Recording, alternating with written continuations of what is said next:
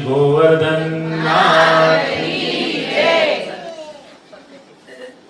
નિસ્સાધન જનોદ્ધાર કર્ણ પ્રગટીકૃત ગોકુલેશ સ્વરૂપ શ્રી વલ્લભ શરણ મમ.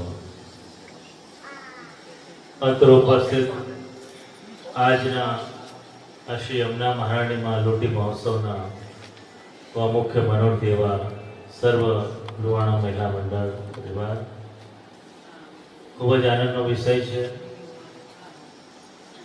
કે અધિક માસના પાવન અવસરમાં સાક્ષાત યમુના મહારાણીમાં નો ઉત્સવ થઈ રહ્યો છે. જો બીજા માટે કહેવાય કે કૃપા કરે છે, પણ યમુનાજી માટે કહેવાય કે કૃપા લૂંટાવે છે. જો ઠાકોરજી કૃપા વહેંચે એટલે કે આપણો જેટલો પાત્ર હોય એટલું આપણને દાન મળે, પણ યમુનાજી એવો ખોબો મૂકી દે છે કે તારી તાકાત હોય તો એટલો મારી પાસેથી લઈ લે. તો અહીંયા આ લુહાણા મહિલા મંડળ પર કૃપા વરસાવી છે. લાગે છે આવો સુંદર શણગાર, યમુનાજીની પ્રસન્નતા દેખાઈ રહી છે. કારણ કે ઉત્સવ તો થતા હોય, પણ એક સુંદર શોભા સજાવટ જ્યારે યમુનાજીની પ્રસન્નતા હોય ને તો જ ઝાંકી જાય, એવી સુંદર ઝાંકી રહી છે.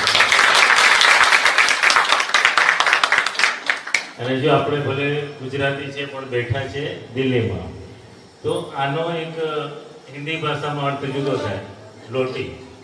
એટલે જો આધ્યાત્મિક અર્થ પ્રમાણે આપણે એનો સમજવાનો કોશિશ કરીએ કે આપણે બધા જ ઠાકોરજીની લીલામાં થી વિખોટા પડેલા જીવો છે.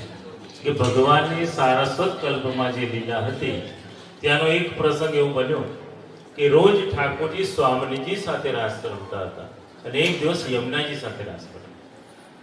વાત પહોંચી સ્વામીજી પાસે. સ્વામીજી ક્રોધિત થઈને પધારી રહ્યા હતા. યમુનાજી વિચાર કર્યો કે હું ક્યાં જાઉં, તો જલનું સ્વરૂપ ધારણ કરી અને વહેવા લાગ્યા. બધા વ્રજ ભક્તો હતા, એમણે વિચાર કર્યો કે અમે ક્યાં જઈએ, ફૂલની માળા બની અને ઠાકોરજીના ગળામાં આવી ગયા. સ્વામીજી પધાર્યા અને જોયું કોઈ દેખાયો નહીં. ભગવાનના ગળામાં જે ફૂલની માળા હતી, થયું જરૂર આમાં જ કંઈક છે. અને માળાને પકડીને ખેંચીને તોડી અને બધા જ ભક્તો વિખૂટા પડીને આવ્યા ભૂતલ ઉપર.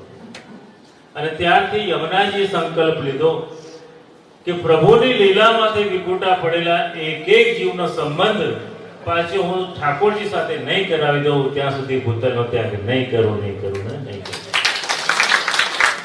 આપણે સૌભાગ્યનું દાન આપનારા યમુનાજી છે અને એમની પધરાવણી થાય, એમની સેવા થાય તો આપણે પાછા લીલામાં લોટીએ છીએ. સમજાય છે હિન્દી ભાષામાં કે એમાં પાછો પ્રવેશ કરાયો યમુનાજીએ, એટલે આપણે પાછા લોટ્યા, એટલે થયો લોટી ઉત્સવ.